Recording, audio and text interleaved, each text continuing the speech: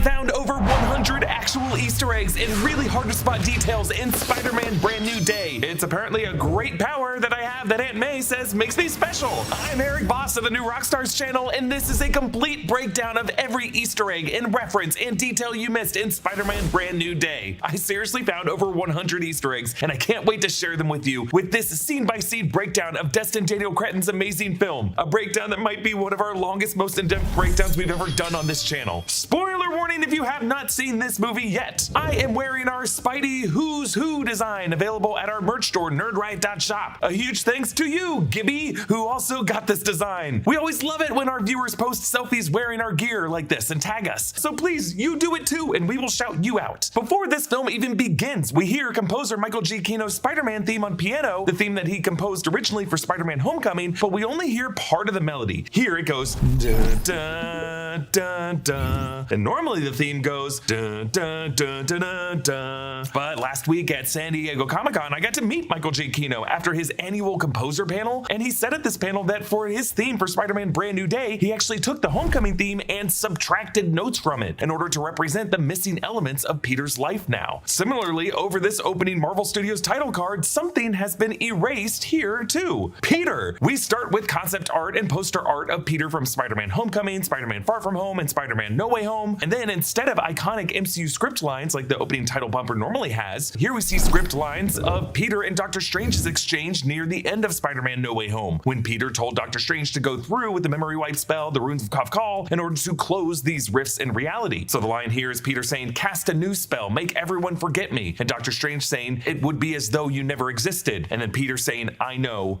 do it. And then we see the golden ring of those runes of the memory wipe spell as it bursts outward, and then shots from all these past films of Peter with others as he vanishes from the frame. From No Way Home, MJ reading the newspaper, the headline, Peter Parker and his spider minions. Remember, Peter laid beside her on that rooftop with his head on the chemistry textbook. Now he vanishes so that she's by herself in this frame. Technically, that newspaper would have also warped so that Spider-Man never would have been outed by Mysterio, but remember, the memory wipe spell just left out the part of Mysterio's message that outed Peter. There was still the part of the broadcast where Mysterio blamed Spider-Man for everything that happened in London. So now in this memory, MJ's just reading some article about how Spider-Man's an asshole. And then this shot from Far From Home where MJ and Peter walk in Prague, this was right when MJ deduced that Peter was Spider-Man. Peter vanishes from this shot. And then from No Way Home, on the right of the frame here, we see Peter in the icy Sanctum Sanctorum with MJ and Ned, and then Peter vanishes from this. And then from Homecoming, on the left of the frame here, Peter's at the lunch table with Ned in the moment they fawned over Liz Allen, and then behind Ned on the inner top of the R, Aunt May is folding laundry. I think this is from Homecoming. And then on the right, on the lower leg of the R of Marvel, MJ and Peter are on Tower Bridge kissing from the end of Far From Home, but Peter vanishes from that. And then on the further right, on the other leg of the R of Marvel, Ned and Peter are sitting beside each other on the tour bus in Far From Home. Peter vanishes from that. And then above that, on the curved part of the R of Marvel, Peter's facing Green Goblin in the final battle of No Way Home, but notice he does not vanish here. Maybe because Norman Osborn and Peter Parker from Earth 96283 still remember that Peter is Spider-Man, because that spell did not affect people in other universes. And then on the far right, on the left arm of the V, MJ is standing next to the crown jewels in the Tower of London vault in Far From Home. Peter wasn't around her for that memory anyway. And then back at the top of the A of Marvel, the moment Peter said goodbye to MJ and Ned before the spell in the sunrise in No Way Home. And then as we pull away from the letters and we see M-A-R-V-E-L, we see Aunt May in the M, Ned in the A, Peter in the R, this is from the final battle of No Way Home, and MJ in the V, and I think that's Doctor Strange's spell glowing in the E. And the final Marvel Studios title appears over the Spider-Man mask. So we open this film on Peter Parker in his new apartment in Manhattan, an attic storage loft that he must have gotten on the cheap and moved into since the last place we saw him move into in No Way Home's epilogue. Peter has a new self-built suit fabricator device 3D printing repairs to his suit. Gone is the Stark tech that he used to do this kind of thing in past MCU films. Now all of Peter's tech must have been engineered by himself. And you can see on his dresser his old sewing machine, the one that he used to make the suit that he was wearing at the end of No Way Home. Over this we hear Peter's voice. Hi, my name is Peter Parker. You don't remember me, but I have something to tell you that's going to sound crazy. But it's the truth, and I know you're going to believe me because you're very good at telling when I'm lying. As we'll see in a moment, these are the words to Peter's letter to MJ, a letter that MJ will eventually read in this movie and believe him because she's good at telling when people are lying. This is a letter that he nearly gave her in the final minutes of No Way Home in the donut shop, but stuffed in his his pocket instead. Now he keeps it in that same coffee cup that MJ gave to him. Peter is calibrating his web shooters with the help of his new AI assistant, Evie. No, Evie does not stand for Erik Voss, but she is voiced by Naomi Watts, the first major screen actress Tom Holland worked with in the 2012 film The Impossible, an actress that he really credited with teaching him how to conduct himself as a professional actor on a film set. So I really love how Tom's first on-screen mommy guides him throughout this movie. Peter has his own wall covered in less friendly neighborhood villains that he's been tracking lately, and a pop-up reconstruction of the set. We can see that it has various Daily Bugle print edition front pages about Boomerang, Tombstone, Scorpion, and Tarantula. Throughout this opening montage, he will take their photos off of this board as he brings them down. There is a clipped note at the top reading "Great power, great responsibility," as he tries to apply the wisdom that Aunt May gave him before she died. On Peter's desk, you can see containers of gold and bronze-colored substances. I'm assuming these are part of the high polymer ingredients that he mentions to Ned later that go into his webbing. In Spider-Man Homecoming, Peter's web fluid 3.01 contains salicylic acid, toluene, and methanol. I assume he uses even more efficient stuff now. Peter finds the letter that he wrote in this cup, as if he forgot that it even existed and hadn't read it in a while, and his voiceover goes on. "We used to know each other, we were together, but something bad was going to happen, and the only way to stop it was to make everyone forget me, including you." Peter's phone buzzes with a notification from Ned's Instagram account about how Ned and MJ's first day at MIT. Remember, when Peter asked Dr. Strange to carry out the Runes of Kafkal Memory Wipe spell at the end of No Way Home, he erased the scandalous history that kept Ned and MJ, from their association with Peter, from getting into their dream school. Now, those two have gotten into MIT, along with Flash Thompson, while Peter stayed in Manhattan studying for the GED, so that would set this scene sometime around August or September 2024 in the MCU timeline, or 8 to 9 months after the final shot of No Way Home. But the rest of this montage will show Peter's adventures over the next 4 years while the others are at school. Now, Peter's phone in this movie is a Samsung Galaxy Z Flip 7 at $1,100 at the cheapest, and all of his fancy equipment and treadmill. We are wondering how Peter is making enough money to afford all of this stuff. Maybe when he showed Yelena his feet in the bathhouse, he was kind of promoting his OnlyFans. Ned's Instagram account name is The Grateful Ned 42. This is a play on The Grateful Dead, and 42, the big magic number from Hitchhiker's Guide to the Galaxy, Jackie Robinson's number, and in the animated Spider-Verse movies, the universe of the spider that bit Miles Morales, the universe where Miles G. Morales comes from. That will factor in big to Beyond the Spider-Verse coming next year. Since this movie's post-credit scene shows Ned's Spidey Tracker app finding a new location for Peter or some other Spider-Man in space, maybe it's all a clue that Ned, through his portal sorcery that he randomly had in No Way Home, is the key to the live-action Spider-Verse, having his own way of tracking Spider-Men, including Miles Morales or Gwen Stacy, or maybe even Tobey Maguire's Peter too, from alternate Earths when they arrive via incursions. In the past, Kevin Feige has indicated that they can't really bring in the live-action Miles Morales, who we know exists in this universe from the lines of Donald Glover's Aaron Davis in Spider-Man Homecoming.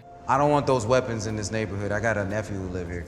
"Yeah, sorry, Miles. I'm not gonna make it." Feige has said that he can't bring in a live-action Miles until after Beyond the Spider-Verse concludes, but that's coming in less than 12 months at this point. And I feel like part of that answer is going to come from this Across the Spider-Verse cameo by a live-action Donald Glover as the Prowler from some other universe. Tom Holland did say in a recent Empire interview that he wants to be the one to mentor Miles and or Gwen in a future film, saying whether that is a Miles Morales or a Spider-Gwen, "I would love to be a part of setting up the next chapter like Downey did for me." Now we see this stunning shot of Peter suited up, sitting on the underside of a steel construction beam with his feet pointed toward the sky in a cityscape of New York City beneath him, looking like it's above him in this inverted shot. It's just a classic trippy Spider-Man pose that we saw in an early scene with Miles Morales and Gwen Stacy in the animated Spider-Man Across the Spider-Verse. I love how this displays Spider-Man's emotional distance from our society, like he's using his adhesive bonding to surfaces and what must require attentive concentration just to feel like he's dangling over an abyss that would take him into the stratosphere, while he forces the city that he feels duty-bound to protect to stay behind him. Yet those skyscrapers are really clenching down on him like the teeth of a giant monster. It's just interesting how in this movie's post-credit scene, it's gonna locate a new Spider-Man in space, and that's where Peter's feet are pointed to here in this shot. Peter's voiceover concludes, "Because I'm not just Peter Parker, I'm Spider-Man. And sometimes Spider-Man has to do the hard thing, even if it breaks Peter Parker's heart. Maybe I'll never read this to you. Maybe I'm just writing this for me. Maybe that's my responsibility, to live alone with the truth. But the truth is, MJ, that I love you, and I hope that deep down something inside you remembers that you love me too." do? Maybe that's my responsibility, to live alone with the truth? Right now, at this point in his life, Peter is not fully understanding the wisdom that his Aunt May gave him. With great power comes great responsibility isn't a demand that you live alone for the rest of your life. And as Jean Grey will pose him the question that he has to choose whether he's Peter or whether he's Spider-Man, ultimately Peter will conclude he's both of those things. Peter has a new suit design in this film, and it looks awesome. The suit that he wore at the end of Spider-Man No Way Home was described in that screenplay as, quote, a blue and red suit, new for him, but reminiscent of the suits he's seen before. And in the screenplay pages released by director Destin Daniel Cretton in this movie, they really doubled down that this new design was inspired by the suits worn by the Andrew Garfield and Tobey Maguire variants of Peter Parker that he met in that movie. You can really see that with the raised webbing on the red fabric, something that we haven't really seen since the Sam Raimi Tobey Maguire era, and the specific shade of blue, recalling the Mark Webb Andrew Garfield era. And really just the way the suit fits, with a certain looseness that allows the air to ripple through it, resulting in a natural fit that really made Andrew Garfield's suit one of the best looking on film. And the suit has a new chest logo to represent this new brand new day era. Gone is the squat techie spider logo from the Home trilogy representing Peter's hardwired collaboration with Tony Stark. Now we have this long-limbed spider with thick clawed legs that stretch up far and down his chest, representing the fact that this guy is getting arachnid organic webbing. To execute the vision of a Spider-Man in this new era, removed from the desaturated Stark Tech nanotech armored designs that Peter had before, Destin Daniel Cretton assembled a dream team of department heads. Director of photography Brett Pollack, Cretton's past collaborator from Short Term 12, The Glass Castle, that also had Sadie Sink in it, and Just Mercy, VFX supervisor Jerome Chen, who worked on the Andrew Garfield Spider-Man movies, really the best live-action web-swinging action that we've seen prior to this film, longtime costume designer Sanja Milkovic-Hayes, stunt and fight coordinator Finn Zhang, who choreographed fights in Shang-Chi, and colorist Tom Poole, the last of whom really brought out the reds and saturated midtones of the natural lighting that Pollack shot in. I really don't like comparing this movie to John Watts' work in Spider-Man No Way Home, because that movie was shot during COVID with impressive efficiency, and it was really a miracle that they even could get a movie that good out in December 2021. Without the work of Watts and his crew on that movie, hundreds of movie theaters in North America would have had to shut down. That movie really did save our industry. And speaking of No Way Home, over this montage we hear TV on the Radio's 2006 track Wolf Like Me, the music video for which was shot by John Watts. In addition to it being a sick track, I wonder if Cretton added it here as a nod to Watts' pre-MCU work. Peter catches this guy in a green suit. It's an exact restaging of the cover of Amazing Fantasy 15, the first ever comic appearance of Spider-Man from August 10th, 1962, posed this way to match Jack Kirby and Steve Ditko's cover art. In that first issue, the cover art isn't anything that we see Spider-Man do in this origin story. The green suited guy is just meant to be a generic thug who is retroactively named Steve, historically as a nod to Steve Ditko. A news report afterwards says that these guys were part of the Manfredi crime syndicate. The Manfredis are led by Silvio Manfredi, aka Silvermane, and in the deleted restaurant scene of Far From Home, Peter was fighting the Manfredis there. In Spider-Noir, an alternate universe version of Silvermane, the Irishman Finn Byrne was played by Brendan Gleeson. Peter always catches these news reports as part of his routine to pick up flowers for the grave of Aunt May. We now see that May Parker's birth year was 1964. The birth and death years on this headstone were covered in No Way Home, but now the MCU is okay establishing those events as happening in 2024. Aunt May was not 60 when she died. She was around 54 to 55 since she dusted in a blip. We see the moment Peter moves into his attic storage loft space. This is why his apartment in this movie is different from the space he moved into at the end of No Way Home. We actually found a 3D floor plan of the set design of this, and even an asbestos-filled loft like this in Manhattan with a bedroom and kitchen attached and this much natural light would go for like a minimum of $3,000 a month. I mean, probably way more than that given this square footage, but you know, maybe fewer people want to live in Manhattan in the MCU given the recent Sentry-caused shame shadows from Thunderbolts and how bad things must have gotten in every big city during the blip, and maybe those whales in the Hudson are just really loud. During a snowy winter month, Peter wears a vest and knit cap. Peter has to wear outerwear now because the heaters that used to be in his suit were custom add-ons from the Stark Tech suit in Homecoming, installed by Tony Stark after his experience with cold after the icing over of his armor in the first Iron Man film and him nearly getting hypothermia in Tennessee in Iron Man 3. Now that Peter's suit was made by himself, he has to intentionally add layers for cold weather. Actually, I found this vest. It's an original Break Burn Outfitters make. This whole look of Peter is also something that we saw him wearing in 2018's The Amazing Spider-Man number 795. Peter is fighting Matt Gargan, the Scorpion, Michael Mando. We last saw him in Spider-Man Homecoming when he was seeking weapons from Adrian Toome's crew on the Staten Island ferry, then knocked into the water and arrested and imprisoned on Rikers Island, where we saw his scorpion neck tattoo as he vowed to put Spider-Man's head in a dryer. It's not clear in this moment how Matt Gargan got out of prison, but in Morbius, we saw Adrian Toomes teleport to another universe out of that prison, and maybe between the chaos of the blip and everything that happened during No Way Home, Gargan was just able to escape. Gargan now has his Scorpion exoskeleton suit, and it looks awesome. He never had that in Homecoming, but there was one subtle line indicating that Adrian Toomes and his tinkerer Phineas Mason did at least build it.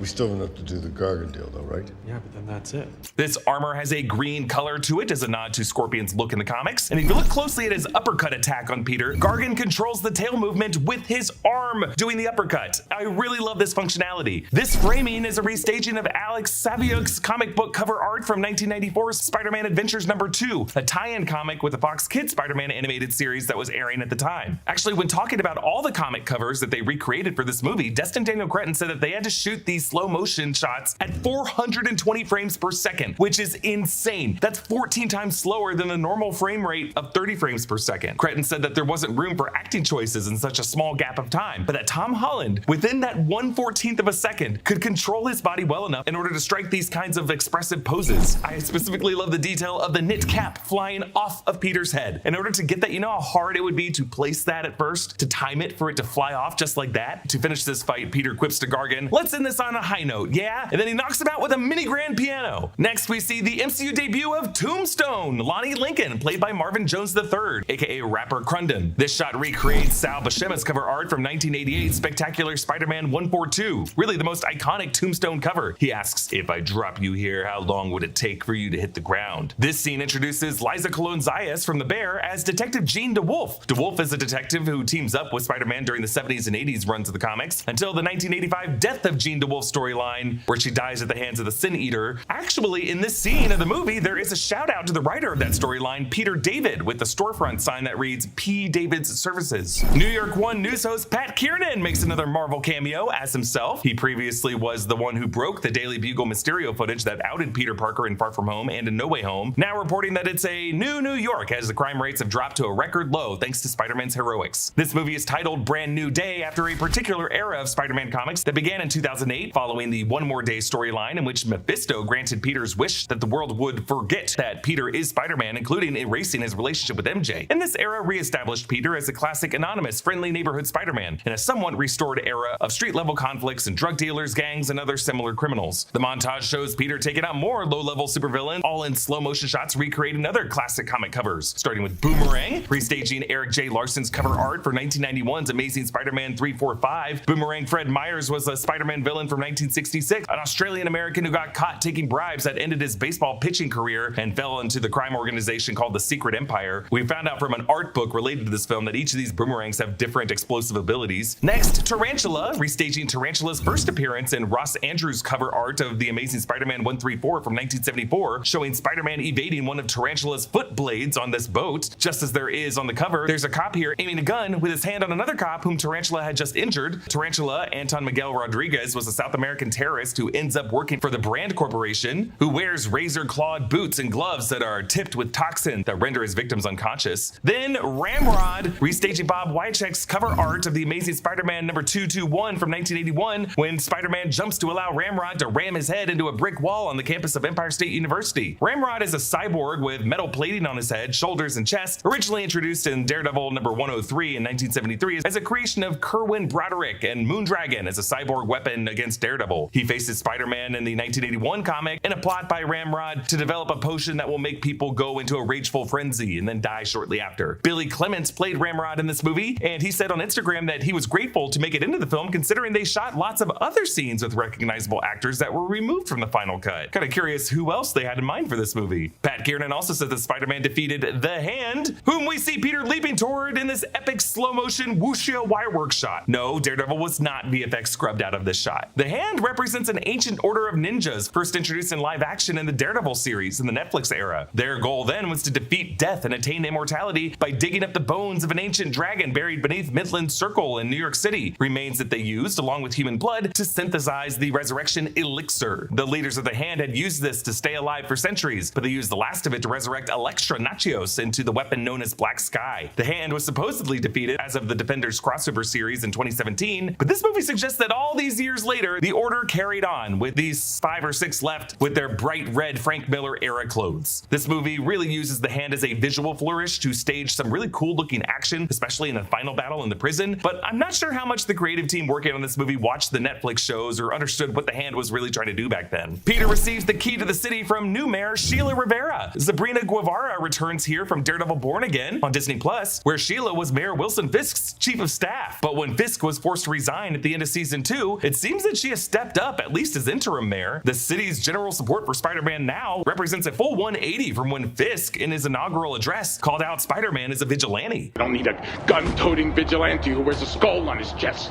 or a man who dresses in a spider outfit. Peter plays with his key to the city while he sits with his bruised legs next to his building's washing machine where he washes his suit, reminding me of Tobey Maguire in Spider-Man 2 when he did his laundry and his suit turned all of his white clothes pink. Thanks to BetterHelp for sponsoring today's video. When the weather is hot, everybody has a shorter fuse than normal. Being patient is hard when your shirt's stuck to your back with sweat, or when you can't sleep because of the heat. Frequently in the mornings, I'm trying to grab a nice coffee on the way into the office, and it feels like the days I'm in the biggest rush are also the days when everybody is in line in front of me and they have 1,000 questions about what should be a straightforward coffee order. I know it's got nothing to do with me, but that doesn't stop little frustrations like that from building up. My therapist has done a great job of reminding me that finding a healthy outlet for that frustration, whether that's a video game or going to the gym or whatever works for you, is more productive than just trying to ignore how you're feeling. Small, useful insights like that are so helpful in navigating whatever life throws at you, and BetterHelp can help connect you with a therapist who's trained to help guide you to the insights you need. BetterHelp makes starting therapy easy. You take a short quiz, then get matched with a licensed therapist quickly. You can communicate however you feel comfortable, phone, video, or text. If your therapist isn't a good fit for you, you can switch at any time with no additional cost. That said, 82% of BetterHelp clients recommend their therapist. Click the link in the description or go to betterhelp.com/newrockstars to get 10% off your first month of therapy, because no one should have to go through anything alone. BetterHelp is here with you. Peter watches Ned's final semester at MIT Instagram post. Laying on the couch here, you can see Peter with one of his Little Caesars hot and ready pizzas, probably how he survived with a cheap food budget, and Little Caesars was one of the big sponsors of this movie. Peter wears his black "the physics are theoretical but the fun is real" shirt. Peter wore this in Homecoming when he was with Tony Stark in the car, and in No Way Home when he's being interrogated by the DODC. In this Instagram post, Ned talks about all the great memories he racked up at MIT. Night swimming in the Charles River with Jen and Wiley, the infamous food fight at the Banana Lounge. The Banana Lounge is an actual room on the MIT campus that's filled with bananas, and all-nighters with MJ and someone he calls Nate Dogg. Maybe Nate is the name of the new boyfriend played by Iman Esfandi. Ned says it feels like yesterday when he was sitting on a rooftop with MJ thinking about coming to MIT. This shows how his memory was altered by the spell. In No Way Home, Ned, MJ, and Peter all sat on the rooftop dreaming of going to MIT. We see a close-up of the Emperor Palpatine Lego minifigurine. This was how Ned first greeted Peter in Spider-Man Homecoming as they were working on their Lego Death Star together. We saw in the No Way Home final scene that Peter kept that. As Peter exits his apartment, we see a spider in a web in his doorway. We also saw a spider in a spider web in one of the opening shots of Sam Raimi's Spider-Man as Tobey Maguire's Peter Parker ran to catch the bus. This movie will also show our Peter going through a similar physiological change. Peter calls Detective DeWolf from the bodega. In this shop, every time we're in here really, Bureau can be seen on the shelves. Bureau is Tom Holland's non-alcoholic beer brand. DeWolf brings up the headaches Peter has been getting as we saw him rubbing his head in the opening montage, showing how despite the particular triggers he goes through in this movie, his physical changes are something that has been coming along for a while. Peter responds to another call and runs across a rooftop, hops over an AC unit, sending us into this incredible leaping and swinging montage. I don't think we've seen anything this good since Jerome Chen's work in the Andrew Garfield Amazing Spider-Man films. It reminds me a lot of the action we see in the Insomniac games. Peter awkwardly rolls on the diagonal building surface and then goes into a leap where we see his point of view of his boots. I love how there's some sloppiness in the movement and the subjectivity as we are seeing what Peter sees. Now Peter runs down this beam and does this backflip dive. We see his body reflected on the nearby building glass as his suit ripples in the wind. And another new shot that we haven't seen in any Spider-Man movie before, a macro close-up of Peter's eye under the mask as the eyepiece's heads-up display reflects in his eyeball. Remember, we saw Peter testing his HUD with EV earlier, and it's this new goggle and the tiny signal that it emits that MJ later deduces as responsible for his inhibitor chip on his neck not reaching his brain. I love how they set up the answer to that mystery right here in the first 10 minutes. There's another great shot from Peter's point of view looking up at his arms as he swings toward the Empire State Building. The camera shakes like it's a GoPro strapped to Peter's head or his shoulder. And then on the next big leap, Peter just soars through the air, and notice how he takes a moment to crack his knuckles as he looks over at the tank plowing through the street. He might also be rubbing his wrists because along with his headaches, his wrists have been aching. Peter here swings into this alley over a pipe, the kind that clotheslined Harry Osborn in the 2007 film.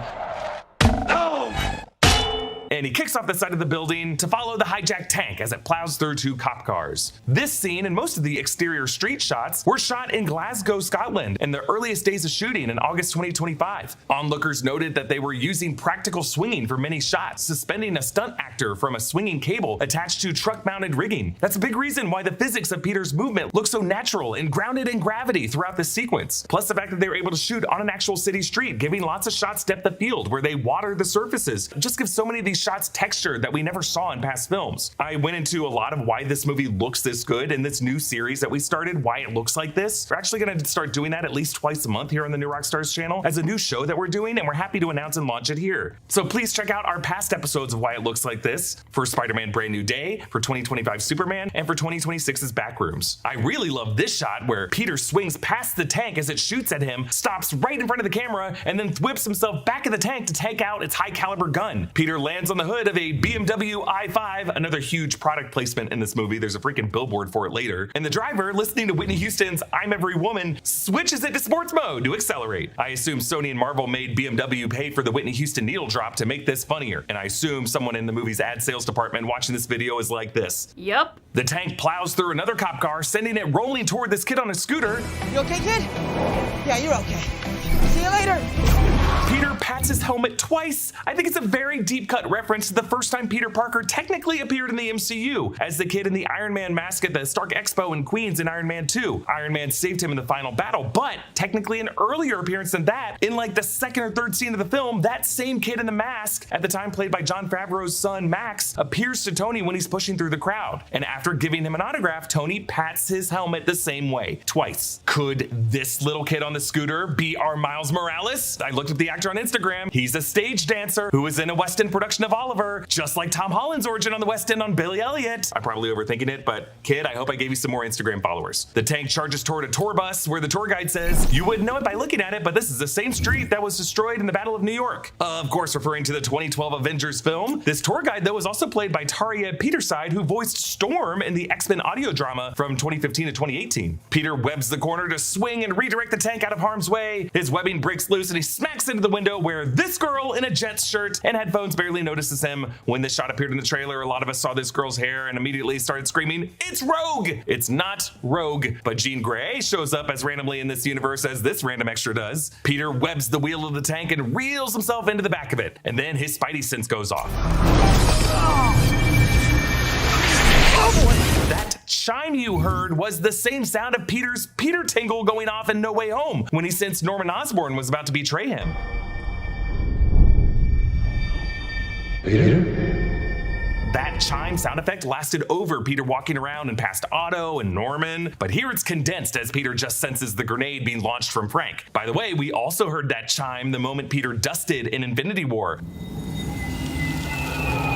A process that was drawn out for Peter because he could sense it coming. The explosion knocks Peter off of the tank, and then he gets sideswiped by the battle van of Frank Castle, the Punisher. This is our first time seeing the battle van in live action. Punisher had it in the comics since giant-sized Spider-Man in number 4 in 1975. So really the van itself comes from Punisher crossing over with Spider-Man. The comedic timing of the shot recalls a similar shot where Andrew Garfield's Spider-Man gets sideswiped by an NYPD SUV in The Amazing Spider-Man 2.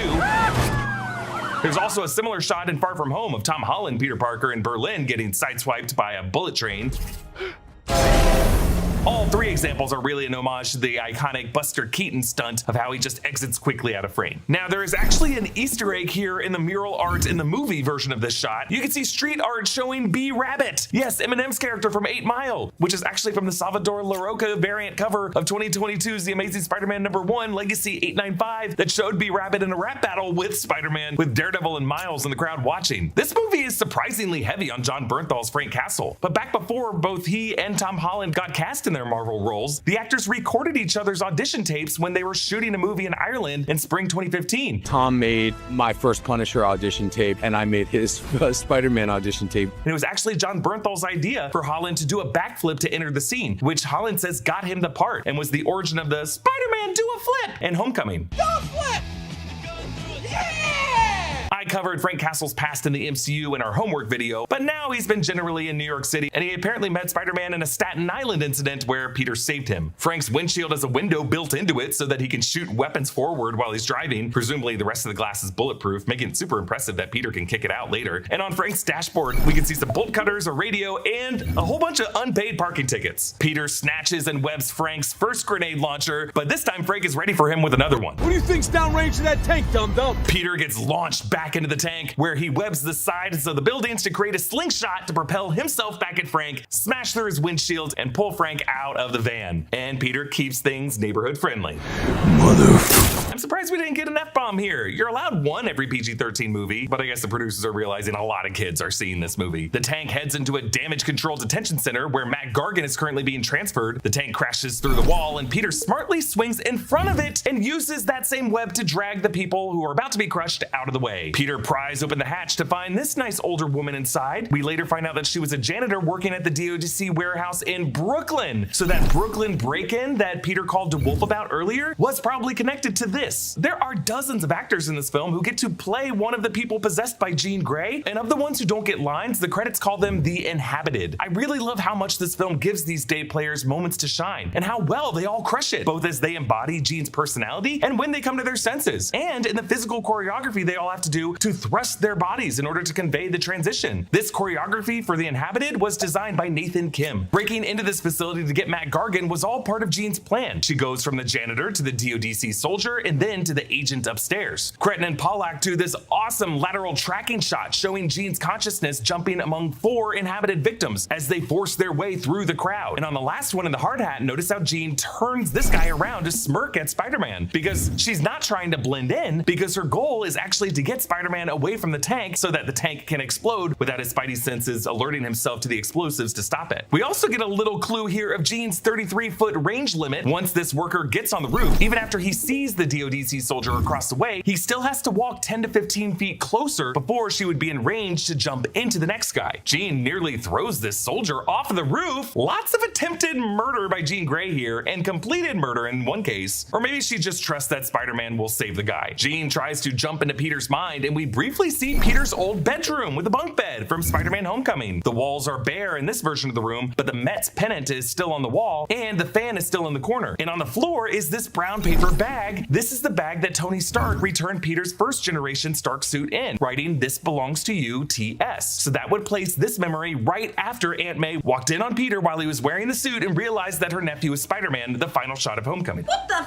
But Peter is able to force Jean out of his mind. In No Way Home, when Doctor Strange pushed him into the astral plane, Peter was able to use his Spidey sense to control his body's motor functions, an ability that Doctor Strange had never seen before. The telepathy of mutants like Jean Grey and Charles Xavier does operate somewhat in the astral plane, so Peter can resist Jean here probably for the same reason. Jean, as this soldier, taunts, "What's in the tank?" And boom. Later, after Jean releases this guy, he says as he's loaded into the ambulance, I love you, Spider-Man. Yeah, all right, buddy. Peter takes the train out to 3250 Brighton Beach in the Coney Island area, which turns out is a Russian bathhouse used by Yelena Belova, Florence Pugh, as her office. Yes, every Sony Marvel Spider-Man movie does have at least one cameo from the MCU. This one got a whole bunch. So this would be after the events of Thunderbolts, when Yelena Belova is now part of the new Avengers, struggling to get the public to take them seriously. And I assume Yelena uses this Russian bathhouse instead of the new Avengers tower just because she doesn't trust Val. Yelena makes Peter strip down and join her in the bath to make sure that he doesn't have any weapons on him. He of course leaves his mask on, and she asks about a girlfriend or a boyfriend or something else, mentioning that there's lots of conjecture online and super graphic artwork, specifically one involving Mysterio. While Team Mysterio outing Spider-Man as Peter Parker was erased in the memory wipe spell, the part of Mysterio's posthumous disclosure that blamed the attacks on Spider-Man, a masked Spider-Man, would still be out there in this history. And it follows that there would then be conspiracy theories and I guess graphic fan art and fan fiction about how Spider-Man and Mysterio actually were lovers. Yeah, there would just be a lot of confusion there that a lot of creative artists out there would try to make sense of. Yelena says that Peter's investigation of the DODC is small potato stuff, whereas the new Avengers focus on big potato stuff. Yeah, we're about to see a hell of a big potato in the form of 2 or 3 other Earths in nearby space when these incursions and Doctor Doom arrive in Doomsday. Peter asks Yelena Yelena if what he saw with the DODC workers was the same kind of mind control that Yelena and the other Black Widow agents experienced. He's referring to the events of the 2021 Black Widow film, when Yelena was one of the first Widow agents who inhaled an antidote that freed her from General Dracov's mind control that all Widow agents from the Red Room operated under. Yelena says this is not that same mind control, but rather a type of possession, the kind that you'd see from a ghost or a demon or a figure from Russian folklore. And she says that after 4 attacks on DODC sites, there was a cybersecurity attack looking for something called VMAX. So why doesn't Peter go to the Sanctum Sanctorum after this to talk to Wong and Strange about what kind of ghostly possession this could be? Well, because he went there in the last movie. But also it seems like he just trusts the DODC too much and just wants to ask them personally because he thinks he can get to the answer sooner. He shouldn't trust them though, because the moment he arrives, they make him go through this full body scanner at gunpoint. There's a lot of interesting text that shows up on this scanner if you look closely. On the lower left by his hand, the screen reads H-EN and enhanced human or human enhanced. On the upper right by his head, the screen reads radiation detection. It's looking for gamma radiation, like what Hulk and She-Hulk have in their blood, or the cosmic radiation given off by figures like Carol Danvers, Monica Rambeau, Kamala Khan, and Wanda Maximoff. Technically, the spider that bit Peter was supposed to have a kind of radiation that resulted in his powers. And then on this close-up of the screen, we see Operator Agent Ramirez, priority elevated, and in the upper right, we see subject designation Vigil 09, identified enhanced operative, threat level, agility enhanced, non-lethal profile, last known activity, urban traversal via synthetic filament, visual lock acquired, confidence 92%. I guess that other 8% would be him taking off his mask. And then beneath that, a rundown of Peter's abilities and their classes, according to the DODC. You can see superior strength, muscle fiber density, 12,500 PSI tensile strength, enhanced class B, superior agility, neural response time 0.02 seconds, reflexive overdrive class C, heightened senses, ocular enhancement, 360-degree peripheral awareness, augmented class A, enhanced perception, ocular enhancement, peripheral awareness, and then again augmented class A. So this is huge. We are seeing how the DODC has already come up with various categories and classes of enhanced individuals and their abilities. The DODC was already hunting enhanced persons in the Ms. Marvel series, which included the clandestines from the Noor Dimension and the Jersey City girl Kamala Khan, whom we now know has a genetic mutant status. And in Wonder Man, the DODC was processing violators of the Doorman clause in Hollywood, which included Simon Williams, who in that series was mysteriously born with the powers that he had. Peter meets a new director of the DODC, William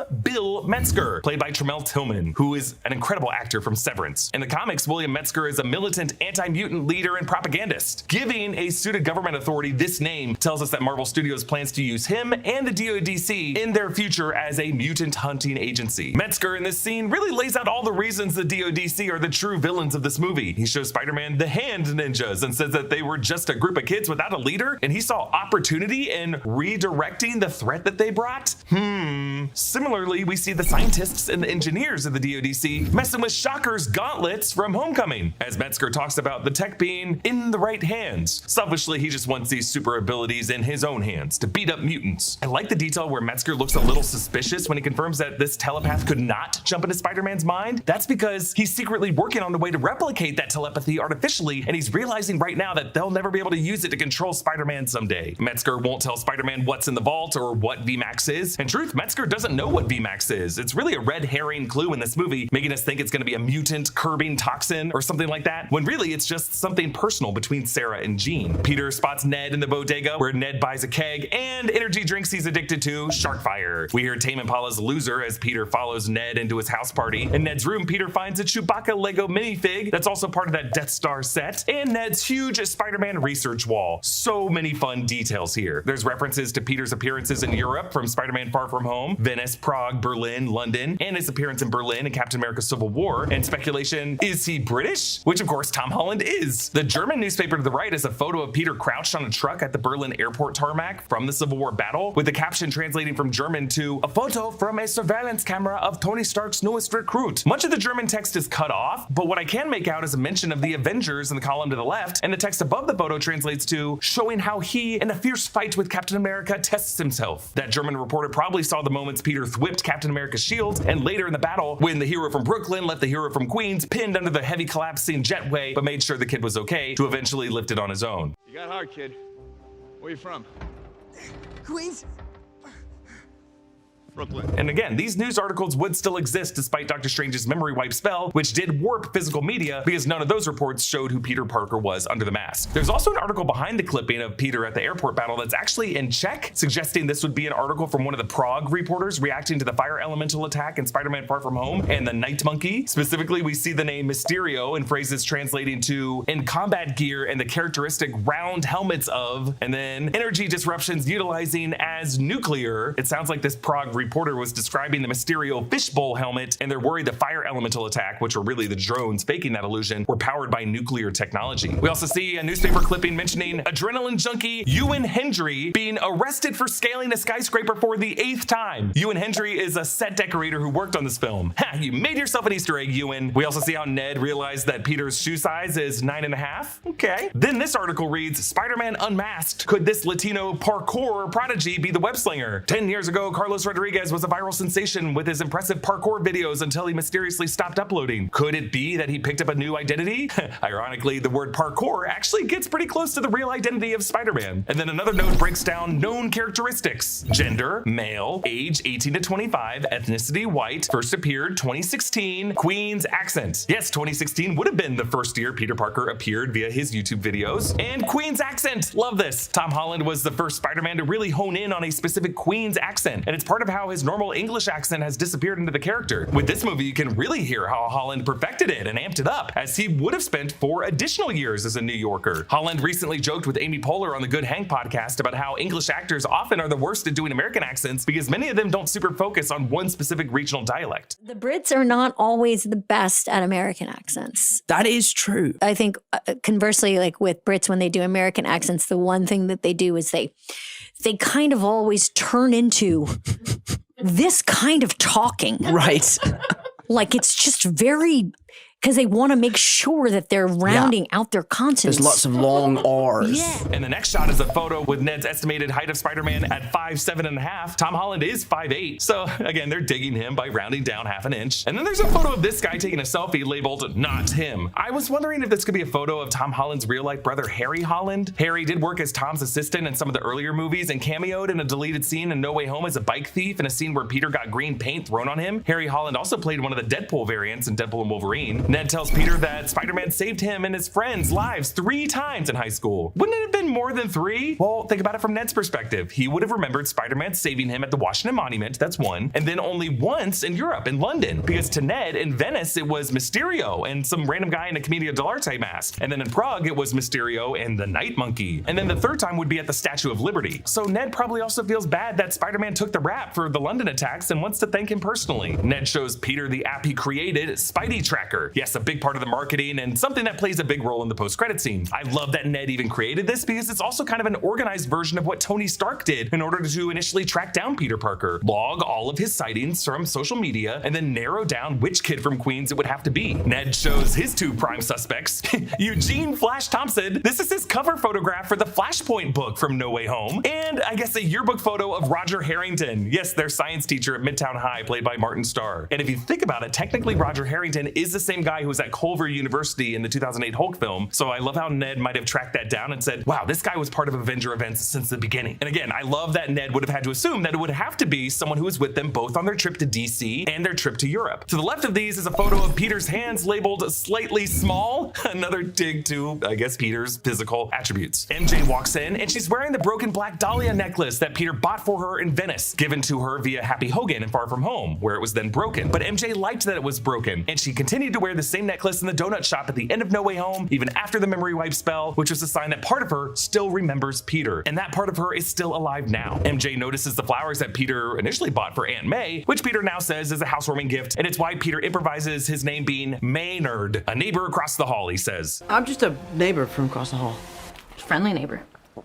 Without realizing it, MJ works in Spider-Man's friendly neighborhood moniker. In the kitchen, we see Ned's mini keg was for Green Jackal beer. This is not a real brand, so some have interpreted this as a reference to Spidey villain the Jackal, aka Dr. Miles Warren, who is green, but he's not in this movie. We learn that MJ was offered a job for some soulless corporation that she turned down, even though it had health insurance, leading to this solid joke where she's like, yes, but at what cost? And Ned's like, depends on what your deductible is. Then the boyfriend, never named, played by Iman Esfandi, brings in a pack of Ramu Masamune. This is a Japanese carbonated lemonade. Already this handsome face is sliding into the trio into the same role Peter had. And when he plants one on MJ, Peter knows he has been replaced by Ezra Bridger and his beautiful blue eyes. Peter swings through the rain, recalling the much shorter kiss MJ gave him on Tower Bridge and Far From Home. And then the moment the three of them were on the rooftop in No Way Home dreaming of a fresh start at MIT. Then the moment he said goodbye to MJ, and when he nearly told MJ the truth at the donut shop. Back at home, a very drippy Peter sees his reflection in the monitor, showing his eyes all black. He collapses, much like Tobey Maguire's Peter collapsing in a cold sweat in the 2002 film. Now we see the memory that Jean nearly hacked into, sometime after Aunt May caught Peter wearing his Spider-Man suit in his bedroom. I like how in this memory scene, they seem to make up Marissa Tomei and Tom Holland to appear younger, kind of like they looked in Homecoming. And Tom Holland in particular speaks in a higher register and a slightly less pronounced Queen's accent. The next morning, Peter wakes up in a cocoon, suspended outside, mostly naked in this alley. An outside corner like this would be where a spider would naturally find a safe spot. Peter pushes his way out and falls before catching himself with his organic webbing coming out of his wrist. I love how grossed out Peter is at first, trying to wipe it away before he falls to the ground. So here it is, organic webbing in the MCU. Originally in the comics, Peter Parker has always used mechanical web shooters. The whole concept of organic webbing coming out of your own skin came from a very early idea for a Spider-Man movie in the late 80s, when it was conceived as more of a body horror film akin to The Fly. When James Cameron took on the project, he kept a lot of those elements and specifically conceived of organic webbing coming out of the wrists in an extended script mint that he wrote when he was imagining Leonardo DiCaprio for the role of Peter Parker. But then when the rights to the film were in dispute in the late 90s, they eventually landed at Columbia and Sony, and Jurassic Park writer David Koepp took on the script, and he kept James Cameron's idea of organic webbing, which is how Sam Raimi included the idea in his 2002 Tobey Maguire Spider-Man film. For a whole generation of fans, that movie was their entry point to the lore of Spider-Man, which is why when the Andrew Garfield films came about, there was a sense of relief among comic readers that they got the mechanical web shooters back in. But this movie, Brand New Day, is suggesting that organic webbing is the next natural stage of Peter Parker's evolution, as his arachnid DNA is taking over, coming about from him spending less time with other humans that he was once close with. The implication being the more lonely Peter is, the fewer people he allows in his life to ground him in humanity, the more his arachnid DNA says, okay, my turn then. I think it also didn't hurt that this Peter gained some core memories with Peter 2, Tobey Maguire's Peter, who has organic webbing, and arguably taught our Peter the most vital lessons in No Way Home. Peter crawls into the laundry room and grabs some random clothes and takes the elevator, including this black tank and juicy couture of his blonde neighbor that he ran into earlier, now with her boyfriend and a very unfriendly dog. Peter finds webbing all over his apartment. His artificial webbing is designed to dissolve after a certain amount of time.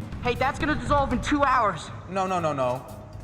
Come fix this. Not this stuff. EV explains that his arachnid DNA has spiked hormones that produce silk glands and spinnerets in his wrists. He tests his mechanical web shooters, but instinctively his glands feel the need to emit as well, so they blast off the mechanical ones, sticking them to the fridge. Peter goes out on the rooftop and goes into sensory overload, where we see a single drop of water exploding into the bucket, and we hear a chip bag dragging across the rooftop, and pigeons deafening. It's quite like Sam Raimi's sequence in the 2002 film when Peter oversenses the fly and the spitball and the monstrous Joe Manganiello's fist coming at him. Peter actually references this directly by recalling that Peter too had organic webs, something that completely shocked and grossed out the other two Peters when he whipped from his wrists in No Way Home. And like Tobey's Peter, we get this little sequence where our Peter tries to command his web here on the rooftop, but fails, like Tobey Peter's rooftop trials in the 2002 film. But now when Peter shouts web, all of his organic webbing sprays out like a fire hose. And then after it seems to run out, there's one last little spurt. Bad Bunny's Ayo plays as Peter chaotically smashes into a water tower and then slides across another rooftop and sticks to these pigeons. I mean, all I can really see with the purple clouds of the sky and the way the sun is shining through them, just great coloring throughout all of this. But unfortunately, in all of the wide shots of Manhattan in this movie, whenever we see JP Morgan Chase Tower, we do not see the new Avengers Tower next to it, as it appears in the recent Doomsday trailer. It's not in this movie, and it's really frustrating. Jean, controlling Scorpion, seeks the VMAX in the DODC data center. Peter swings into this area screaming, smashing through 3 signs: Bob's Hotel, then this taqueria sign, and then Jen's Pizza. I love the depth of this shot. There's 3 objects of varying distance from camera getting knocked before a quick camera pan and Peter crashing practically in the foreground. Jean-controlled Scorpion attacks, smartly using Scorpion's stinger to drag his body to a halt. Peter's headache worsens and Jean/Scorpion sticks the stinger right in his face, and now Peter's arachnid DNA takes over her, and Peter goes into instant kill mode, grabbing Scorpion by his tail and smashing his body on a cop car, and then ripping off that tail and completely beating him with it. DeWolf arrives and tells Spider-Man that he almost killed that cop, and Peter seems particularly terrified by this, fueling my theory that one or both of Peter's parents were first responders who died during 9/11, since he was born 1 month before those attacks, and something must have happened to his parents for him to have to grow up with Aunt May and Uncle Ben. Peter goes to the campus of Empire State University. Empire State is a college that Peter attends in the comics and various other media. It's where he meets Gwen Stacy. Now, Peter doesn't actually attend this college as a student in this film. He just kind of goes on campus wearing an ESU sweatshirt. Bruce Banner is now a professor here. He previously appeared in the form of a photo among noteworthy scientists in Peter Parker's high school classroom in Homecoming. Banner lectures about lattice quantum chronodynamics. This is a branch of theoretical physics that describes the changes of subatomic particles like quarks and the gluons that hold them together, as well as the whole universe. Banner says, "We can arrange time and space in a grid." Time and space in a grid? That kind of sounds like the way Dr. Doom and Reed Richards are gonna science their way through universes in Doomsday. And ironically, time and space were the two Infinity Stones that Bruce Banner was most consequential with before he snapped all 6 stones together in Endgame. The Time Stone when he got it from the Ancient One, and the Space Stone when his variant from 2012 knocked the Tesseract, sending it to Loki's feet. Without him doing that, we would never have Loki variant L1130 and the whole Loki series and how important the character is going to be in Avengers Doomsday. A girl named Cindy raises her hand. I assume this is Cindy Moon, though here she's played by Shannon Young Cho, and in Spider-Man Homecoming and Infinity War, that Cindy was played by Tiffany Espenson. But this Cindy asks, if Thanos was worried about overpopulation, why didn't he just use the magic glove to make more food?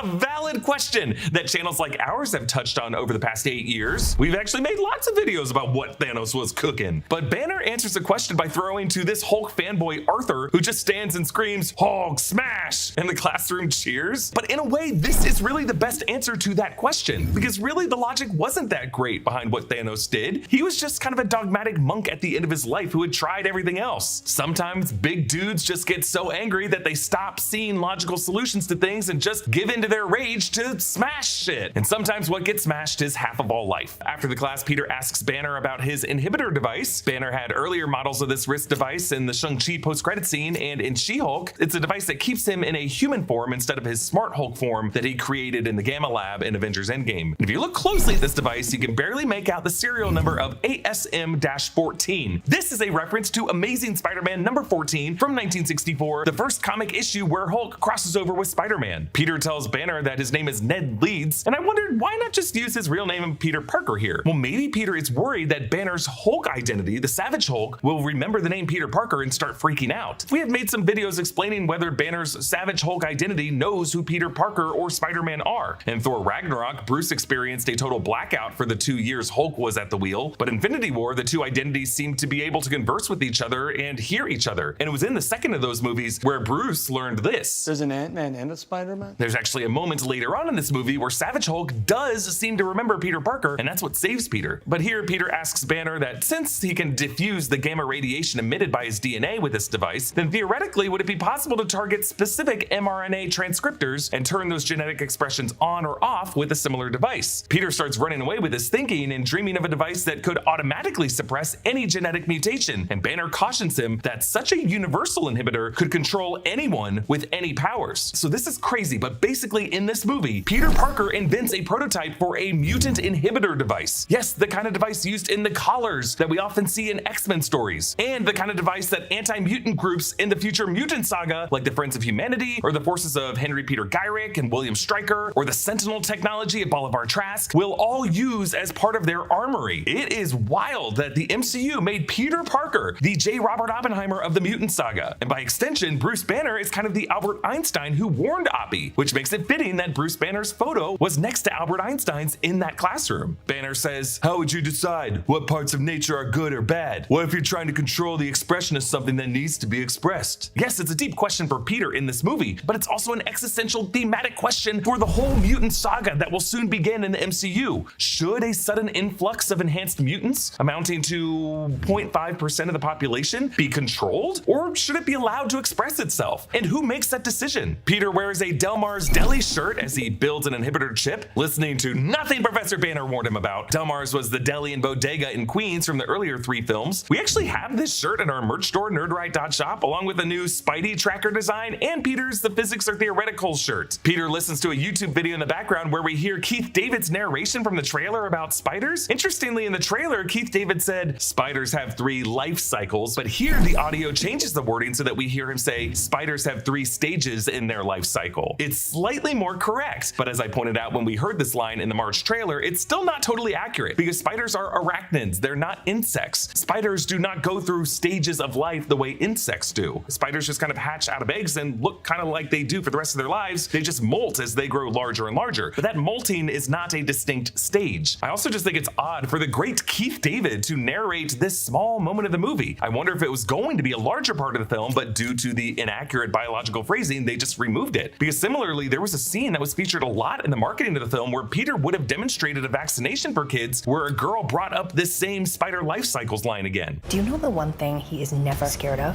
Needles. What the? It's probably spider puberty. Hey, come on! Spiders have 3 life cycles. Have you shut up your old skin yet? Yeah, this scene was completely removed from the movie, just making it very weird that Sony kept it in the marketing as late as June. Peter's 4th model inhibitor chip works on his own arachnid DNA, so he takes it for a spin outside. In the alleyway, there is a campaign poster on a dumpster for Wilson Fisk, making NYC safe. Now, some have believed that Vincent D'Onofrio's Kingpin could never appear in a live-action Spider-Man movie due to rights issues, but Kevin Feige recently clarified this. Did you ever go down the road of Daredevil, Kingpin? From what Vincent has said, there are some rights issues on the Kingpin side. Right. They're not. I mean, they're things to navigate like everything else. But we talked about all those characters. We had Daredevil in our movie. Yeah. You know. Yeah.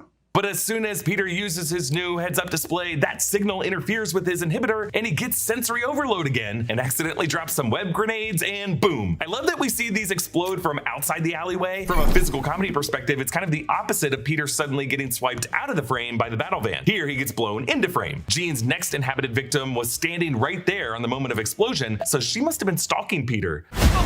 Yo, Spider-Man, you okay?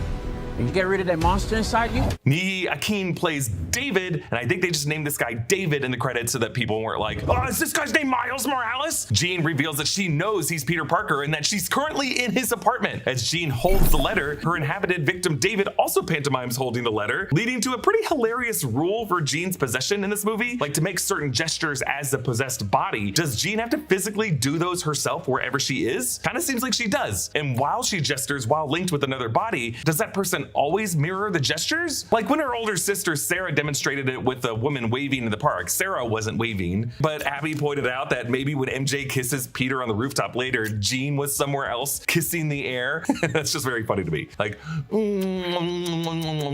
now Jean jumps into a businessman and then this woman and then into this poor street worker played by Judd Charlton, whom Jean walks into the street to get wrecked by a taxi. No way this dude survived this Meet Joe Black death. Jean Grey straight up murdered this guy. I don't know, maybe she learned something about this guy when she went into his mind. I mean, that's the only justification I could think of. But even in that scenario, just kind of flag him and then circle back to him later and make him turn himself into the cops with evidence of whatever he did. Like, doing what Jean did also kind of ruins the taxi driver's day. Peter chases Jean through the bodies of the inhabited into this wedding. And I love the way he crashes into the 4-tier wedding cake. The top layer just kind of neatly drops and mostly stays intact in case the bride and groom want to save it for that 1-year anniversary. This bride and groom are named Lucy and John. Actually, when their names show up on the helicopter in trailers, some comic fans noted that there is a Lucy and John Riker from the Incredible Hulk's comic run of the aughts by Paul Jenkins and Ron Garney, where Lucy Riker is someone dying of cancer and she gets injected with Hulk blood, making her a disfigured gamma being. I don't know. I don't think that's this couple. Evie measures the distance between the jumps and comes up with a maximum limit of 33 feet. Now, Peter doesn't know in this moment if that's the actual precise limit, because that would just be anecdotally the maximum that Peter and Evie saw while Jean was jumping in this chase. Like later in the DODC, they confirm a radius of 40 feet. So I'm guessing it's actually a bit further. Also, we learn that Jean can just sever whatever dead-end link that she has and just start over with someone closer to her. So it's not like she was trapped in this helicopter with this guy forever. When I first watched this movie, I was as convinced as Peter that he just came up with a really great plan. But when I watched it a second time, I was like, why would he assume that that would work? In MJ's bedroom, notice there are photos of just Ned and MJ, no Peter, from how they looked in No Way Home. Spider-Man comes in and quickly explains that MJ's in danger and she needs to come with him, and MJ quickly agrees to come. A little too quickly, because I think at this point Jean has already gotten into MJ, because as they're swinging, they never seem to be within 40 feet of anyone else. Zendaya plays this rooftop scene so well, because on one level she's giving us the astonished MJ realizing that they must have known each other, but also the actress gives us enough to suspect something is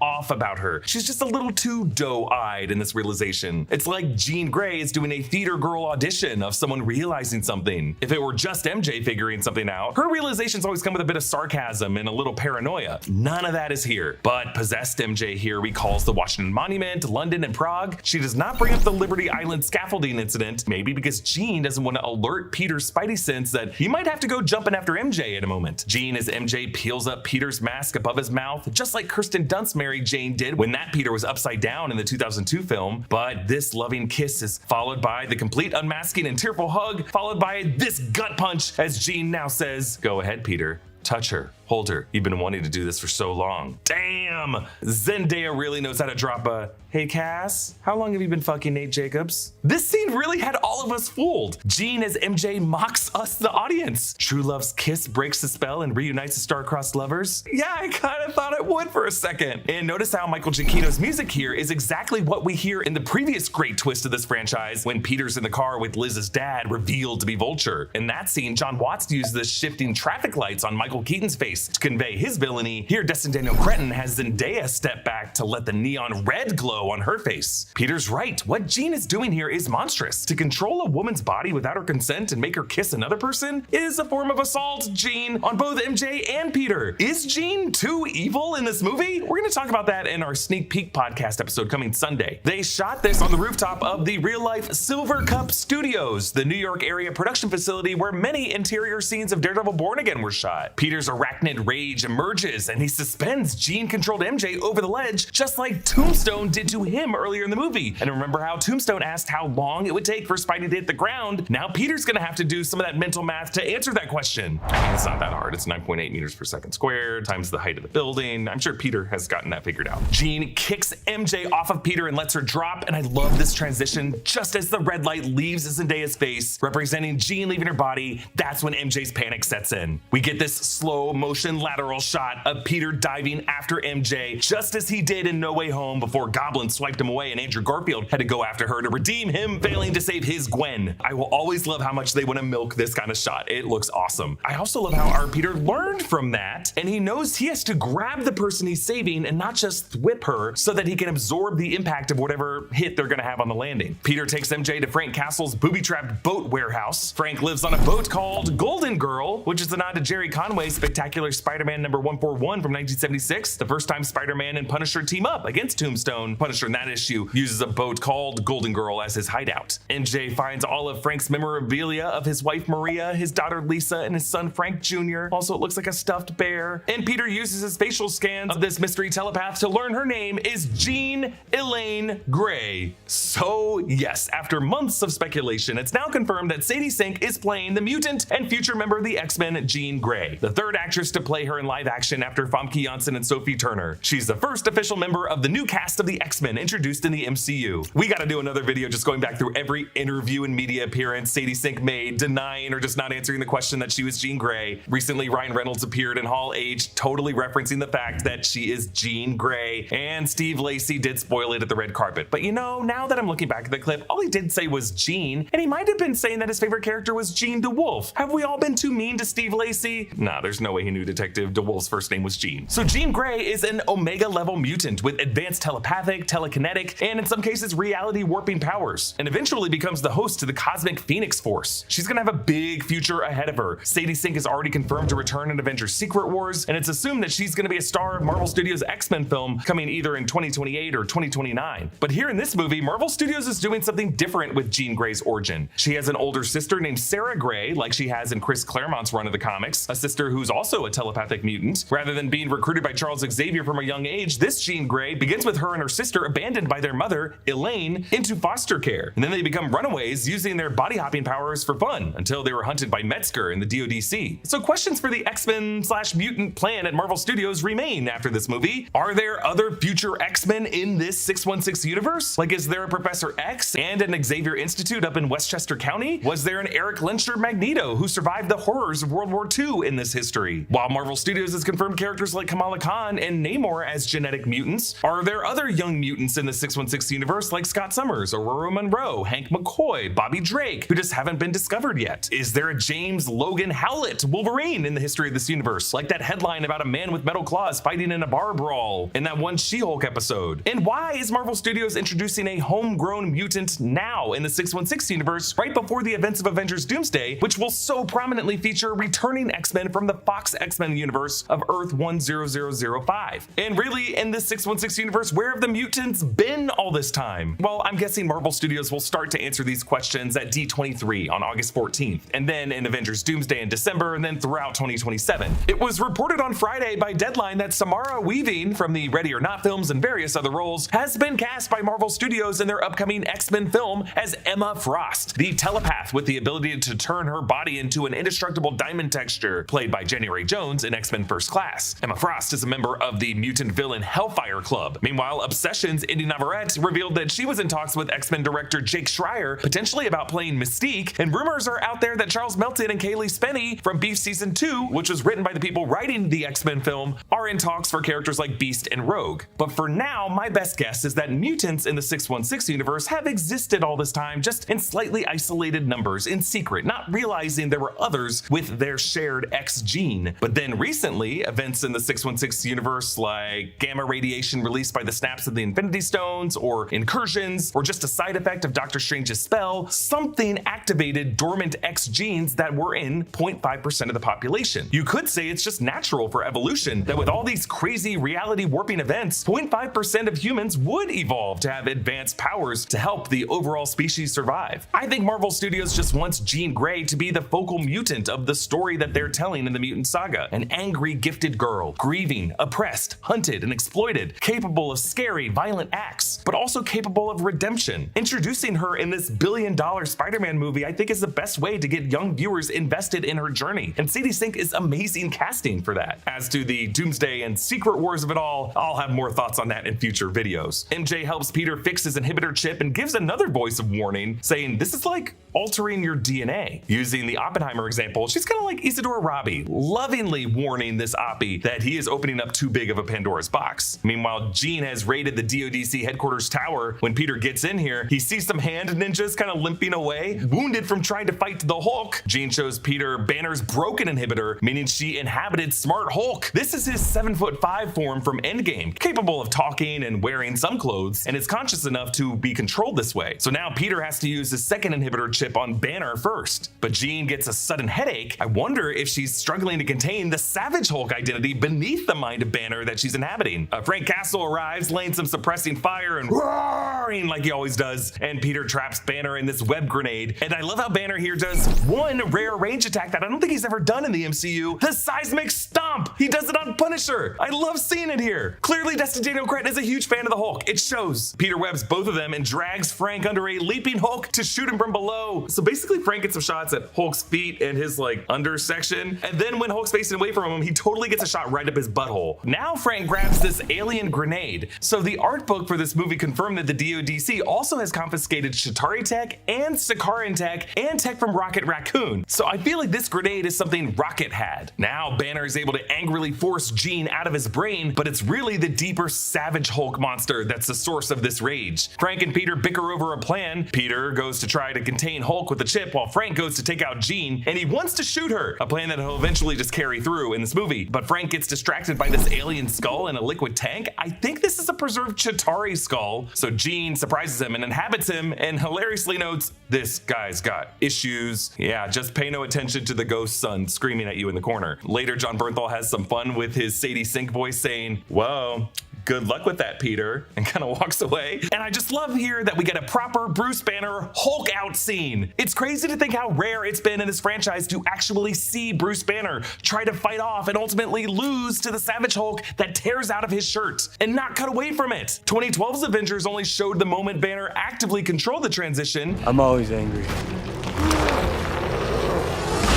But it's clear here that Destin Daniel Cretton just really gets the Hulk and what makes him iconic. So now we stay with Hulk on the full transition, and for the first time since the opening minutes of Infinity War, Hulk is back to his Savage Hulk form. 8'5", more monstrous than Ruffalo actually looks, and now our man is shredded. He's veiny, there's no body fat, he's terrifying. Hulk's first move is to grab Spider-Man by the legs and thrash him around, just like he did to Loki and Thor. He's got a favorite move, but one thing that Hulk is not ready for, because he's never fought Spider-Man, is how nimble the spider is. Spider-Man crawls on Hulk's back, which is an iconic visual that goes back to their first comic duo appearance in The Amazing Spider-Man number 14. This Spidey versus Hulk fight is just exhilarating. Cretton and Pollack shoot Peter in this shot, webbing down a corridor at us on all surfaces, having the camera follow Peter as we're spiraling down the hallway, and this giant green threat just plows after us. This spinning Inception hallway is my favorite shot of the movie, but then the webbing eventually snares Hulk and he breaks out of it with his other iconic range attack, the Thunderclap. The Thunderclap was featured in the 2008 Incredible Hulk film, but that Hulk used it to extinguish flames on a helicopter. It was shown again briefly in the She-Hulk series, but Smart Hulk's Thunderclap was shown as weaker than his cousin Jen's were. But this Savage Hulk's Thunderclap is an explosive blast. Peter grabs the Shocker's gauntlet, labeled in his heads-up display as Gauntlet X. Maybe the DODC is starting to use the X nomenclature for how they plan to use these devices. Spider-Man and Hulk tumble out the side of the building. When Hulk rams them into the facade they're speeding past, we get this great scaling of his massive thumb and fingernail on Peter's shoulder. Peter misses the chip at first and it flies right at camera, and then he whips it back away from us, and then he webs past Hulk. And I love this detail, how Hulk learns during this fight. He just looks at the web and grabs it to pull Peter back through a window. Now Peter swings around the building, webbing Hulk to pin him more and more against the face of the building. But unfortunately, the inhibitor chip will not stick through Hulk's thick skin, so Hulk rips off this whole side of the building, sending them falling in the debris. But Peter has fought in this kind of terminal velocity environment before, jumping from debris piece to debris piece while saving the heroes from Thanos' moon toss in Infinity War. So now Peter's able to lily pad back to Hulk and Shocker Gauntlet uppercut him. So now with Hulk being tugged backwards by the heavy debris, he tries to stand his ground, and then Peter, thinking he has the upper ground, goes in for a KO. But Hulk catches the Shocker Gauntlet and crushes it. Hulk nearly kills Peter here, but Peter gasps, "Bruce, it's Peter, I'm your friend." And Hulk, not Banner, but Hulk, sees Peter's eyes through the mask, and he sees his own reflection, and he lets go. So why does Hulk back down here? Did Peter somehow break through to Bruce? I mean, Hulk's hand was right up against Peter's body. Did the Peter tingle do a kind of sun's getting real low stroke on Hulk's palm under there? Well, I see this as evidence that Savage Hulk did remember Peter Parker, that Savage Hulk was unaffected by Doctor Strange's memory wipe spell. I think Banner didn't remember who Peter was, but I think Hulk did. Meanwhile, Jean and possessed Frank break into the vault, but Peter gets in and sticks the chip on her neck. And as Jean goes down from the dart, she tells Peter, Sarah, before she passes out. When Peter gets back to MJ on the boat, he sees, uh-oh, she has found the letter. And we have this heartbreaking face-to-face exchange over Peter's decision to not tell MJ all this time they've known each other and to erase her memory. And Peter says that he doesn't want to live without her and says, I love you, the phrase that she wouldn't let him say to her face back in No Way Home until he came back to find her. He's like, maybe this is the moment. But now MJ just says the spell worked and the girl who loved Peter is gone. And while she's grateful that Peter did this to protect her, the MJ standing before him now can't love him. She doesn't even know him. I love the way Zendaya plays this. It's like a heartbreaking exchange, but with so much emotional truth that we cannot help but agree with her. And on top of it all, Peter has to hold MJ as he swings her back home. But MJ isn't breaking up with him forever. She brings him inside to meet Ned. The Spidey Tracker app says that Spider-Man is in the direct vicinity. Oh yeah? No way, that's crazy. Ned drops his tablet the same way he dropped the Lego Death Star upon seeing Spider-Man in the same room as him in Homecoming. Notice the tablet glitches when it hits the floor. I wonder if this is connected to the glitches the app experiences when it locates another Spider-Man in nearby space in the post-credit scene. It could all come from Ned's innate sorcery that he had in No Way Home, specifically when he located Peter 2, Tobey Maguire. Peter and Ned go right back into their old ways, this time working together to build a Lego X-Wing, mirroring how they previously built a Lego Death Star. The X-Wing is the fighter that brought down the first Death Star. Just like the rapid-fire questions Ned asked Peter in Homecoming about the spider that bit Peter and Peter controlling the minds of other spiders, now Ned does a similar thing, asking Peter what he does when he has to pee, if he just finds a rooftop. Not only does this harken back to their high school days, Peter's also surprised to see how Ned has grown after graduating MIT, guessing pretty close to how Peter engineered his web shooters and his web fluid. And now these two nerds quote, "If you're referring to the incident with the dragon, I was barely involved. All I did was give your uncle a little nudge out the door." This is a quote from Ian McKellen's Gandalf from Peter Jackson's 2001 Lord of the Rings Fellowship of the Ring.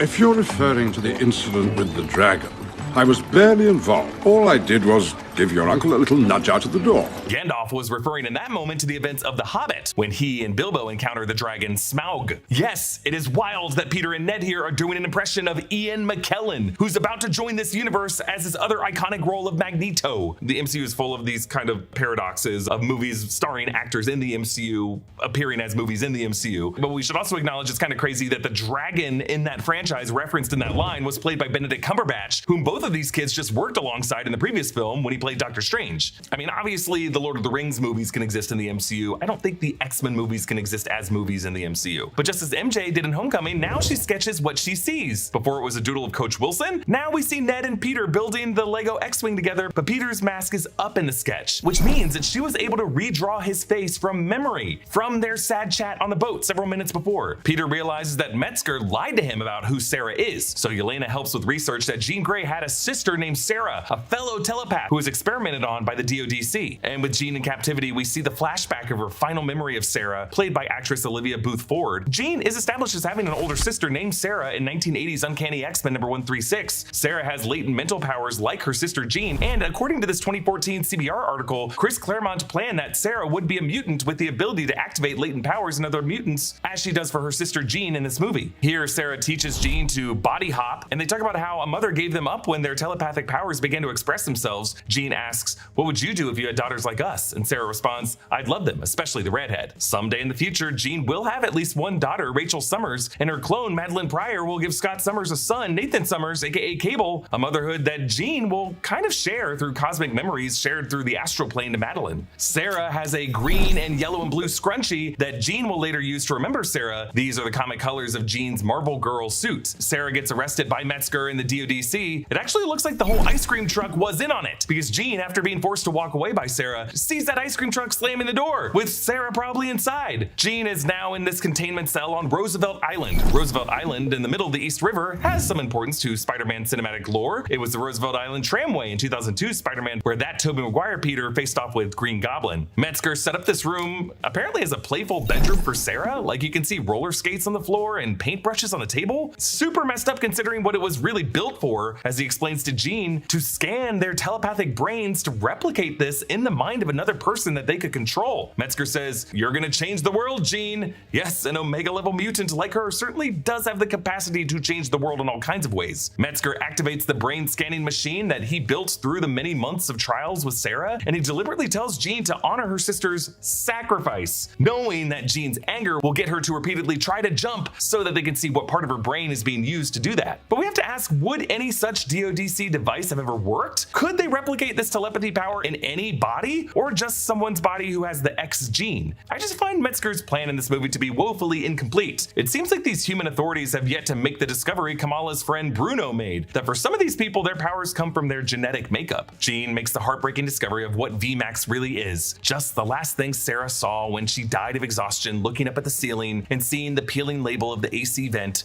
Vent Max. And now this trauma, this anger really enhances Jean's powers. And the way Jean's neural passageways light up her brain scan here does remind me of the opening title animation of the earlier era Fox X-Men films, showing the advanced human brain of Charles Xavier as we were seeing Cerebro at work. The DODC text says that Jean's frequencies are evolving and her brainwaves are somehow affecting objects in the room, showing that in addition to telepathy, she also has telekinesis. When Metzger reaches for the controls to shut it down, the tech grabs his arm and says, "I can't let you do that, Bill." A reference to the creepy moment in 2001: A Space Odyssey. "I'm sorry, Dave.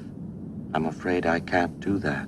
Jean says, the only hands that will control this power are mine. And boom! She releases a psychic shockwave that blows out the windows of the control room, freezing everyone in there, and it's spreading out from Roosevelt Island and then throughout the city, freezing diners in this restaurant. I love the detail of the cyclist crashing into the car crash and the cyclist himself going paralytic midair, and then of course the dog on the other side of the barrier barking. Jean's psionic energy pulsates with a translucent rainbow glow that goes particularly pink when we pass through it to Frank. Usually a pink glow is the manifestation of Jean Grey's psionic powers. Peter goes into this prison facility and Jean takes control of the hand. I love Finn Zhang's fight choreography, even if I don't know why logically the hand are in this movie. Notice how at first they all link up in a chain with their initial blows against Peter, and then they leap in the air at him, which even Peter can't help but marvel at. God, that's cool. There's more wuxia-inspired wire work here as Peter runs from a ninja along the cage wall, and then on the higher level, the camera pivots upside down to follow Peter on the ceiling as he continues to fight them. But unfortunately for Peter, the DODC have these sonic web dispersion cannons that Peter realized they specifically designed to control him. The ninjas destroy both of Peter's web shooters and work with the DODC cannons to knock Peter out. Meanwhile, Jean holds Metzger in a chair with glass shards pointed at his face, similar to how Ebony Maw tortured Dr. Strange on the Q ship in Infinity War. Meanwhile, she tells Peter through this hand ninja, people like us don't get to live a normal life. We don't get to have friends or family. Those people are gone. Peter remembers the moment Aunt May died, when he embraced MJ in No Way Home, putting his head to her head, when he did his final handshake with Ned, and when both MJ and Ned hugged Peter on the rooftop to console him for losing May. Jean tries to make Peter choose. Are you Peter Parker or are you Spider-Man? The idea being enhanced beings like us, mutant or not, have to choose between having souls and empathy and human connection, or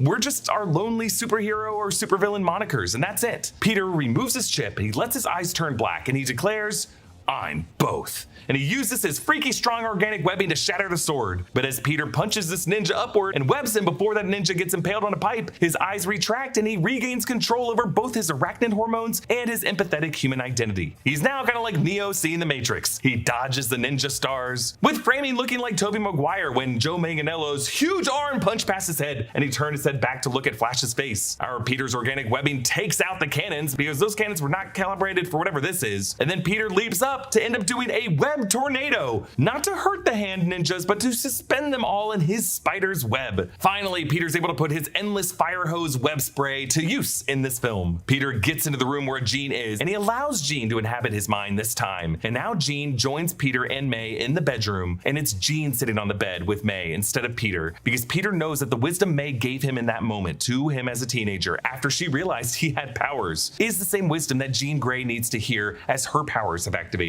Aunt May says, you're a really special person, and I know that will always make you feel really great about yourself, but I know sometimes it doesn't. Sometimes it will be really lonely, and sometimes, because you're special, people can do dark, monstrous things to you. But this is what I want you to know. You're beautiful, and the people who love you, we love you not because you're special, we love you because you're you. I want you to remember that. Even when it feels like you're totally alone, that's your deepest responsibility. Never forget that, no matter how powerful you become. I don't know, there's just something about an aunt telling a nephew that he's beautiful that is just so sweet. And it hits even harder that Jean Grey just needs a mom to tell her this. Also, again, I love that they included the brown paper bag from Tony Stark here in the scene, visible in the shot. Written on it, this belongs to you, TS. Because in a way, Tony Stark is giving his blessing here. He's telling both Spider-Man and Jean Grey and all mutants after her that this world belongs to them. Peter now takes May's place on the bed and tells Jean that she's not alone, effectively becoming the ambassador to all mutant kind in the MCU, a responsibility that Peter will have to fight to uphold considering he's also the Oppenheimer who invented the mutant inhibitor collar. Peter's Spidey sense alerts him to the dark void of this room, death itself, and Frank Castle's sniper bullet. That 0.02 second reaction time from the DODC scanner earlier in the film comes into play here as he steps in front of the bullet. Jean puts her hand on Peter and begins to breathe.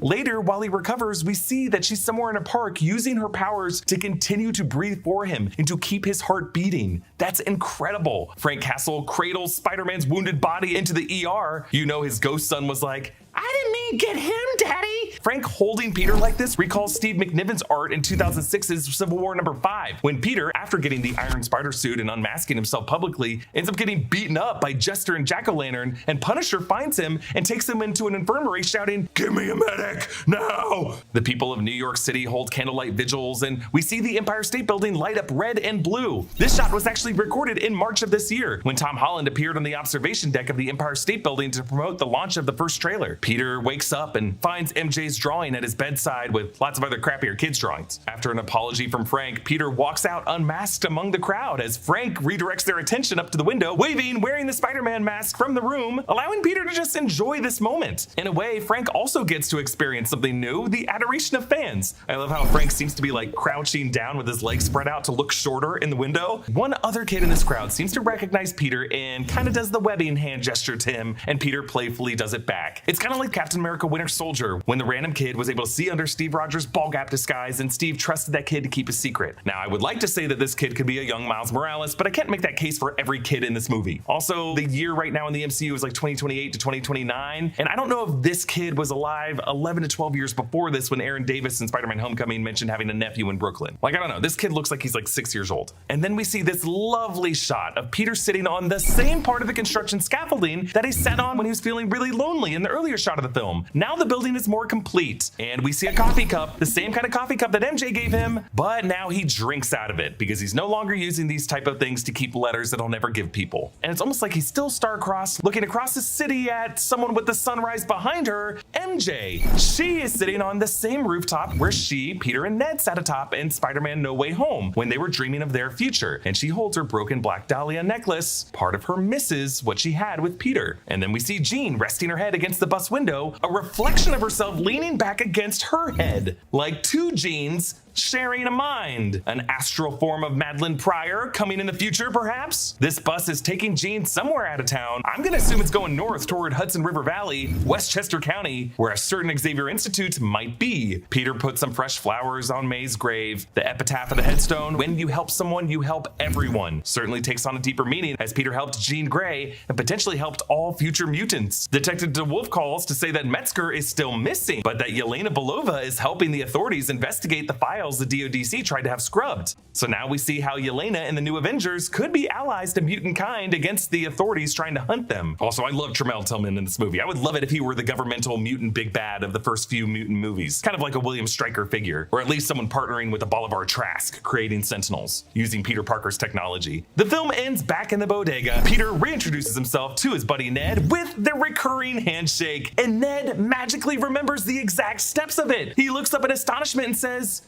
Peter! Is he just connecting the fact that MJ told him that Spider-Man's name was Peter? No, I choose to believe that he remembers everything in this moment. Could it be the simple muscle memory of a best friend? Is it the fact that Ned is a natural sorcerer who could operate a sling ring, just being somewhat resistant to Doctor Strange's spell? Or does that Doctor Strange spell just not comprehend these simple gestures of friendship, a kind of love that surpasses all types of obstacles and magic? I mean, MJ even seemed kind of envious of the natural bond that Peter and Ned shared, as if she knew that these two were really the ones who needed each other. And for how I think this final shot connects to Ned's Spidey Tracker in the post-credit scene, watch our post-credit scene video. But two little details that I will add here that I did not cover in that video. This Spidey Tracker app has a new emblem in the lower left, and that was not there in other shots of the Spidey Tracker app throughout the film. And the second detail is we gotta remember that this app works by users posting sightings. So really, this secondary Peter is a sighting in space posted by someone else. Who posted it? Was it Nick Fury from a space station, or was it posted by a Ned variant using a variant Spidey Tracker app on whatever variant Earth this is, just posted a sighting of whatever that Earth's Spider-Man is? Whew, I loved this movie. There you go. That's this many Easter eggs and details. We did it! I can't wait to see this movie again and find even more stuff. Comment down below with everything you loved about this movie. And a special thanks to one of our NR Underground subscribers, Michael Horwitz, for supporting us at the executive producer level. Every Monday we do a special episode of the Monday Mailbag Show, exclusive for our supporters on Supercast. You can get access to that and all of our bonus features by going to nrunderground.supercast.com. Huge thanks to Studio Tech, Brian Kim, New Rockstars editors Joshua Stephen Hurd and Abby Friel, and the total army of editors who went to work on this video. You guys are the ones who made this video possible. Thank you so much for your hard work. Follow me at EA Voss, hit that subscribe button, and thanks to all of you for watching and supporting New Rockstars. I love you guys, 3,000 and more. See you next time. Bye.